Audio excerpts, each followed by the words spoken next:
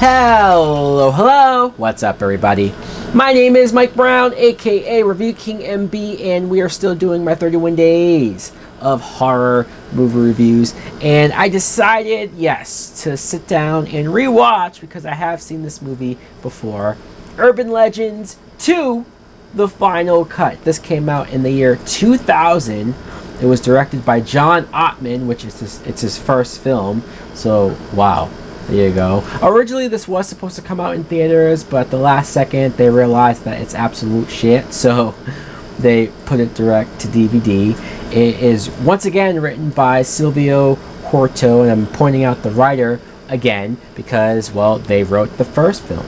And I talked about how lazily the writing was for the first movie, but there was still some redeeming qualities of it. The writing is a lot more exposed here. Man, this script is awful. It's terrible. There's so much bad going on in this movie.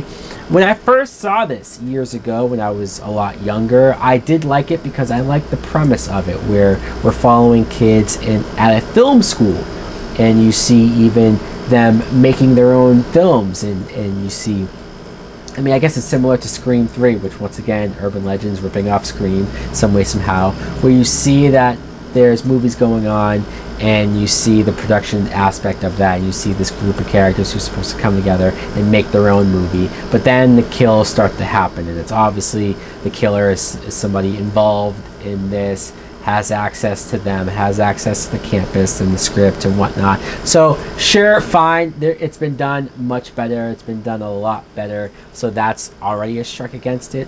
Some of the actors, you have Jennifer Morrison as Amy. I like her, I do. She works so hard to deliver these lines and deliver these emotional moments as good as she can.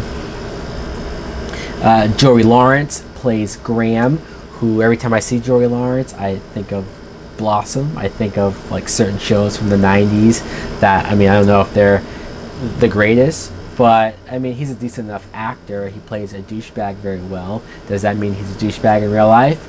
I don't know. Probably anybody who has met him can attest to that more than me.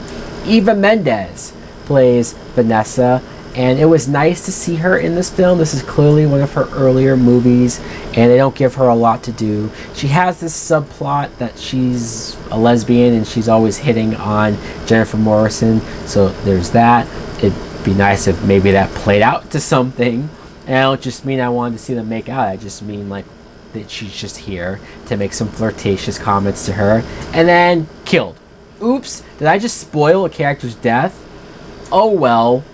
Anthony Anderson is here because we need a comic relief, so why not? Which he's fine. He has some moments that made me chuckle, but it's still like, oh, the fat black guy is here to make us laugh. Again, just very lazy writing. But speaking of laziness, this might be the most egregious example of how lazy and how slapped together, how horrible this writing is. I'm talking about Matthew Davis. He plays Travis. And he is this character at the beginning that Jennifer Morrison likes and is interested in. And then he gets killed. And they mourn him, they're upset about it. But then he shows back up, only to reveal it's his twin brother who's here to avenge his brother's death and find out who killed him. And this is so soap opera-y terrible. Like the scene where he walks in and everyone's like, oh my god, it's the guy who died. It's him. Holy crap. And then he has to explain 6 or 7 times that he's the twin brother. It's just the twin brother thing, using the same actor to bring them back as a twin brother, is horrible. There's so many ways they could have done this better, and it doesn't help that the actor isn't the greatest either. I mean, I've seen that he's been in several things since then, including The Vampire Diaries, so maybe he's better now. I've never seen that show. But in this one movie, he's horrible. So he can't even pull off being this lead and having this horrible backstory with his twin brother and trying to get into this film class and wanting to win the competition for his film, and how somebody screwed him out of it because they messed with his tape and they put together this horrible movie instead. They should have just re-shown this movie in the context of a horrible film, because this works perfectly. The thing I remember most about this movie and rewatching it and stuck out as well was you had a scene with this girl who gets date raped at a bar, and she was being sort of douchey, so I guess we're supposed to think she deserved it, although clearly she doesn't, and she wakes up in this bathroom with her kidneys removed, and it's a pretty intense scene. It's a scary scene, although her death is horrible. Just how her head gets cut off from broken glass from the window. I mean, I don't know. I'm like 95% sure that you can't cut off someone's head like this.